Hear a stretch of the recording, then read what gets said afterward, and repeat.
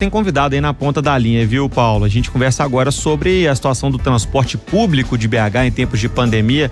Daniel Marques Couto, diretor de transporte público da BH Trans, entrando com a gente neste momento, tá na ponta da linha. Bom dia, Daniel, bem-vindo ao Central 98. Bom dia a todos. Bom, Daniel, tudo bem? Prazer falar com você. Tudo bem. A gente está aí vivendo uma situação atípica na vida de todo mundo, mas atípica também no transporte público. E a gente quer saber, por exemplo, que impactos está tendo na vida das pessoas, ou estão gerando na vida das pessoas, novos horários, novas dinâmicas. Como é que a BH Trans está vendo isso? O que ela está estabelecendo para favorecer ao cidadão, para favorecer ao Belo Horizontino o uso adequado do transporte público? A principal diretriz é o alinhamento com a saúde, né? Os decretos municipais estabelecem ali as regras nesse período de pandemia. Nós tivemos uma redução muito acentuada de passageiros nos ônibus, né? Reduzimos aí cerca de 2/3 dos passageiros, e as adequações na oferta de viagens, nos quadros de horários, são dinâmicas e são praticamente diárias. Nós estabelecemos, além das questões dos quadros de horários, que todas as estações e também na área central sejam disponibilizados ônibus extras, então com esse dinamismo da demanda, né, a quantidade de passageiros variando dia a dia, hora a hora, ou seja, um período realmente muito atípico, e nós temos aqui o empenho através do centro de operações, principalmente, que a gente tem um monitoramento de toda a cidade, através das câmeras, de todas as estações de ônibus, para oferecer um serviço aí condizente com o que o setor de saúde e as definições estratégicas da PBH nos orientam, e cabe à BH Trans esse papel de fazer esses ajustes diários. Daniel, 2 decretos publicados essa semana aí com relação ao transporte público. Muita gente ficou confusa no que diz respeito ao horário de funcionamento dos ônibus. Explica pra gente como é que fica aí, como estão funcionando os ônibus aqui em Belo Horizonte. Nós tivemos 3 períodos distintos, né, desde o início aí do período de pandemia, que iniciou lá em segunda quinzena de março.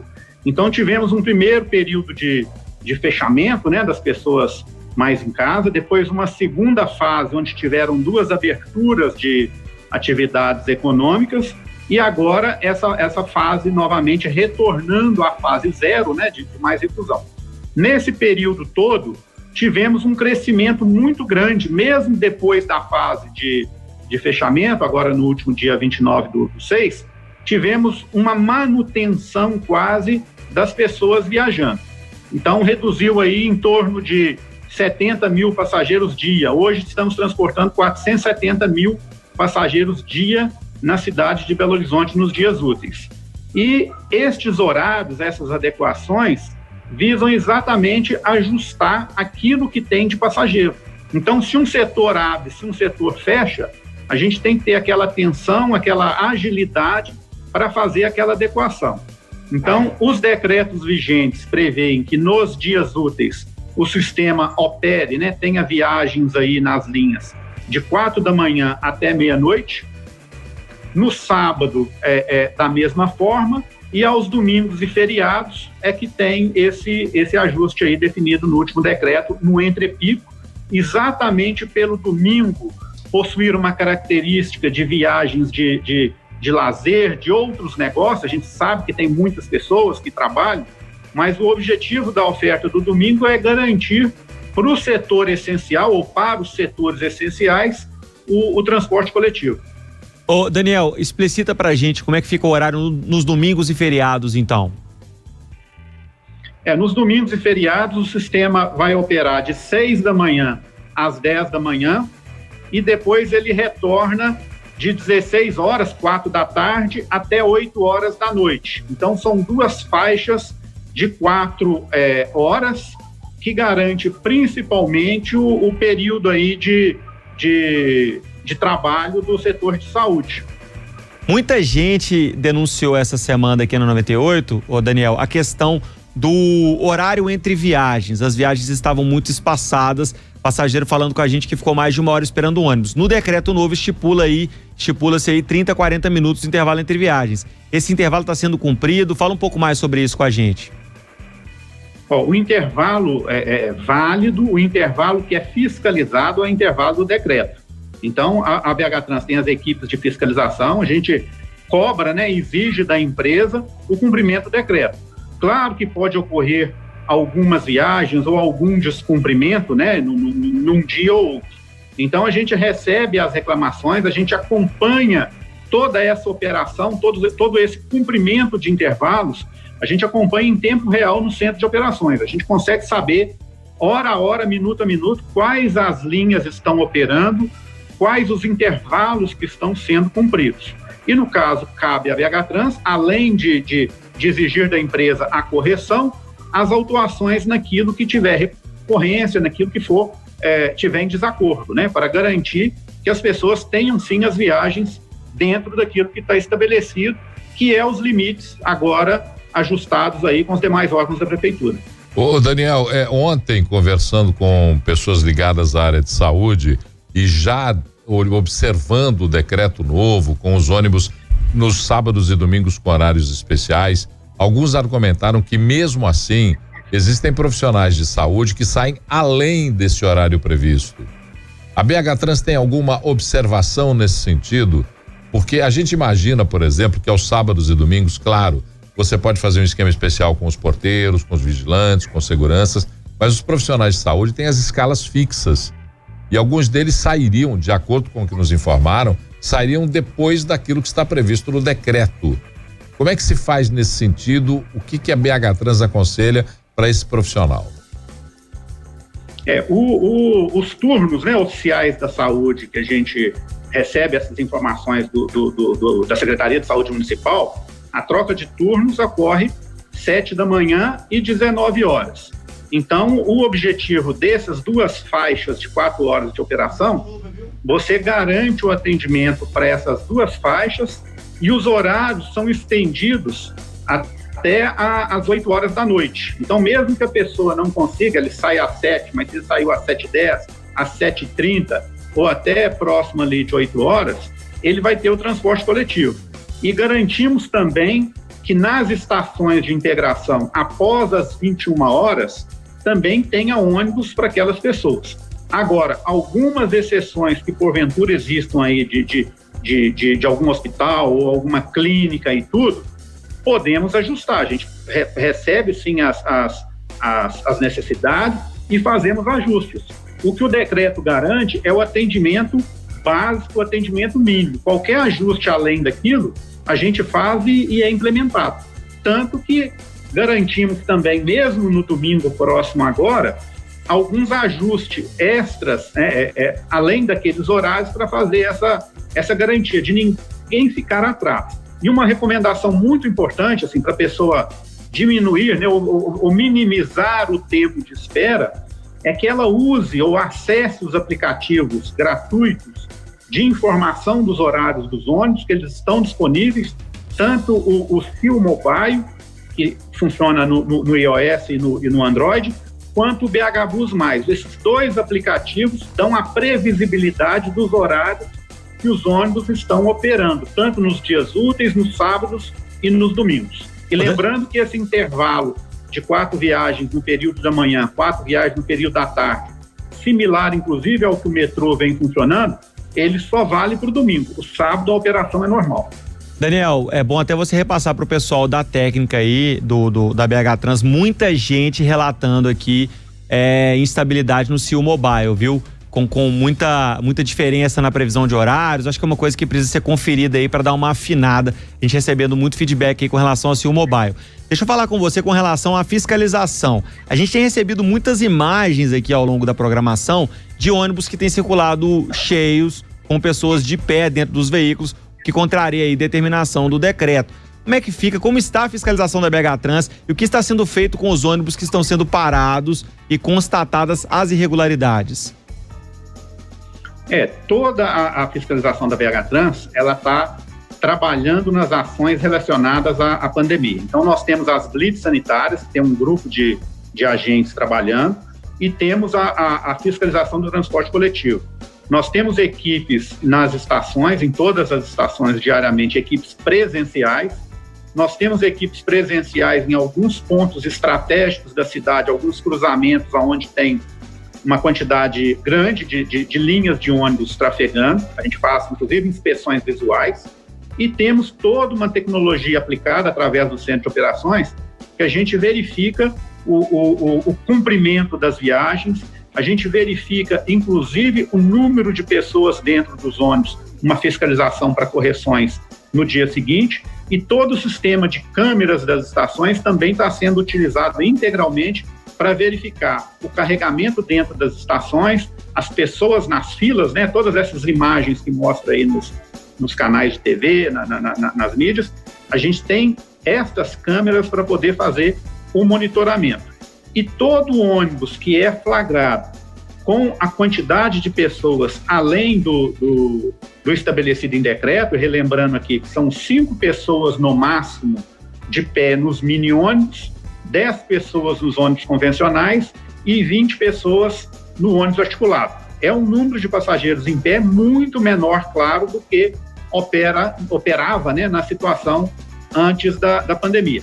Quando é flagrado, a gente faz a autuação da empresa, o passageiro não é retirado do ônibus, isso a gente não faz, mas tem uma equipe também nas estações, e isso é uma ação importante, muito importante, usando tanto megafones quanto o sistema de áudio das estações, informando a importância de respeitar aquele limite, para que quando se chegue no limite, né, logo em seguida, principalmente nas estações que tem uma frequência maior, tem um ônibus logo em seguida, mas a ação principal é a autuação e, em caso de recorrência, nós reunimos, né, em reuniões virtuais todos os dias com os consórcios de empresas para fazer ajustes, ou seja, todos os nossos relatos, além das autuações que a gente faz, mas todas as necessidades de correções são repassadas diariamente e todo dia tem alteração no transporte. Por isso que eu falei mais cedo desse dinamismo, né?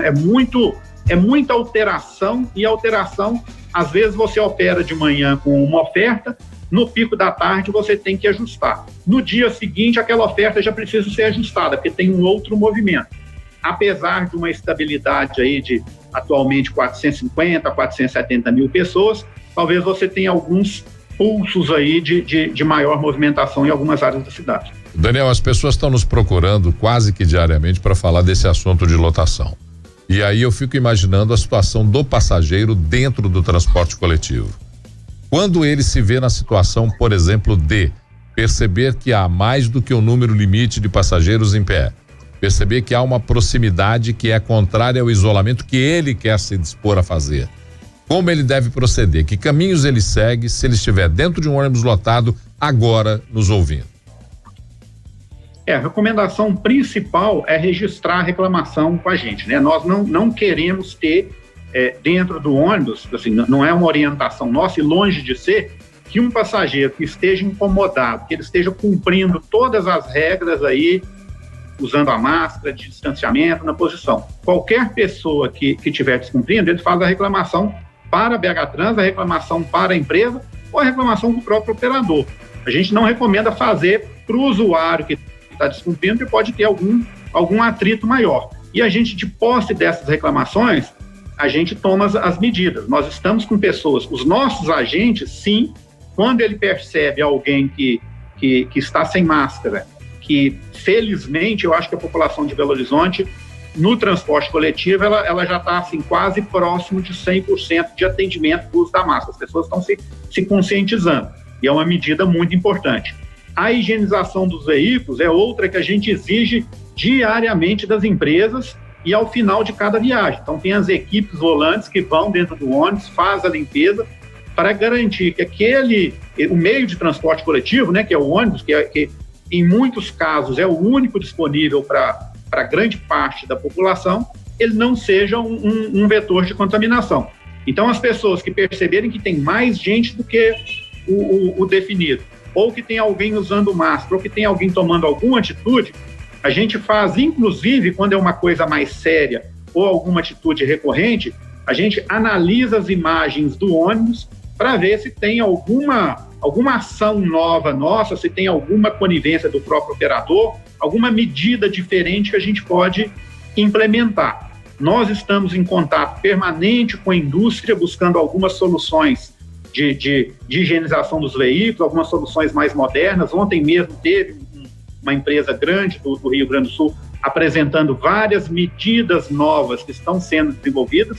Então a gente está atento. Isso é uma nova realidade, é uma realidade que exige mudança de comportamento das pessoas, mudança de comportamento dos gestores públicos, né, em relação à garantia que a gente tem que dar para a população. E é esse trabalho conjunto aí que a gente está buscando. A indústria também buscando mudar, né, porque se o transporte coletivo nessa situação real, né, nessa situação atual, ele precisa de novas condições de higienização, novas condições para garantir aí, para que ele continue sendo esse modo de transporte da maioria das pessoas. Daniel, para fechar, eu sei que você tem outros afazeres aí, olha, muita gente interagindo, muita gente mandando questionamento, não dá para ler o de todo mundo, muita gente questionando, viu, Daniel, umas falas aí, mas aí nem entro nesse mérito. Deixa eu te falar com relação à aplicação de multas. 2 dados que eu gostaria de pegar com o senhor. Quantos veículos já foram autuados no pós-pandemia por infração ao decreto que foi estipulado pela prefeitura? E 2, essas multas, elas estão sendo pagas? Porque a gente tem aí as multas das máscaras que vai bater aí, vai ser assinada pelo prefeito, você joga na pessoa física. Como é que tá com relação às empresas que não estão respeitando aí aos protocolos que foram definidos pelo Executivo Municipal? Bom, nesse período de vigência dessas novas regras, né, pós-pandemia, pós 18 de março agora de 2020, já foram aplicadas mais de 6 mil multas às empresas operadoras por descumprimento aí das regras do decreto. É uma quantidade significativa, mas também o resultado disso é a intensidade da fiscalização da BH Trans. A gente está diariamente nas estações e diariamente na fiscalização remota. Então a gente gostaria muito que essa quantidade de multas fosse menor, até para poder diminuir a quantidade de descumprimentos. Mas quando a gente avalia os relatórios diários que recebemos das equipes de campo, por exemplo, o álcool gel dentro dos ônibus municipais já é uma realidade. São poucas as ocorrências que a gente encontra veículos sem esse insumo, né? Às vezes com coisa vazia. A marcação dos usuários para ficarem dispostos em pé, isso ajuda, inclusive, até inibir um usuário de ficar na posição.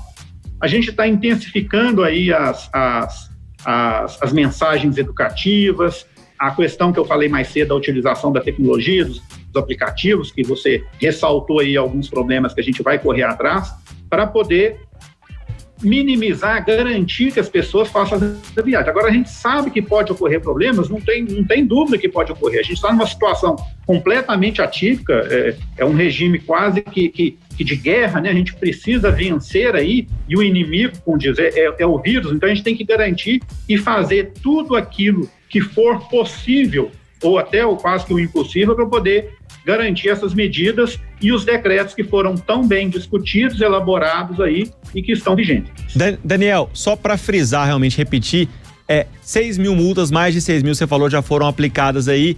Quantas foram pagas? Você tem esse número para mim? Toda multa, né, baseada nas normas municipais, seja no regulamento ou mesmo em portarias ou nos decretos, ela tem um trâmite aí, ela tem um período de recurso de primeira instância, recurso de segunda instância. Essas multas especificamente não foram pagas, até porque elas estão nesse período aí de tramitação. E todas aquelas multas que vencido o período todo, de primeira instância, segunda instância, né, que é na Jari, não pagas, e passado o prazo processual, ela é incluída em dívida ativa. E a inclusão de dívidas em dívida ativa, a gente sabe quais são as consequências, né? As empresas ficam, inclusive, limitadas aí à participação de outros processos públicos e tudo. São 11h37. Agradecer o Daniel Marques Couto, diretor de transporte público da BH Trans, veio conversar conosco a respeito da situação do transporte público em Belo Horizonte.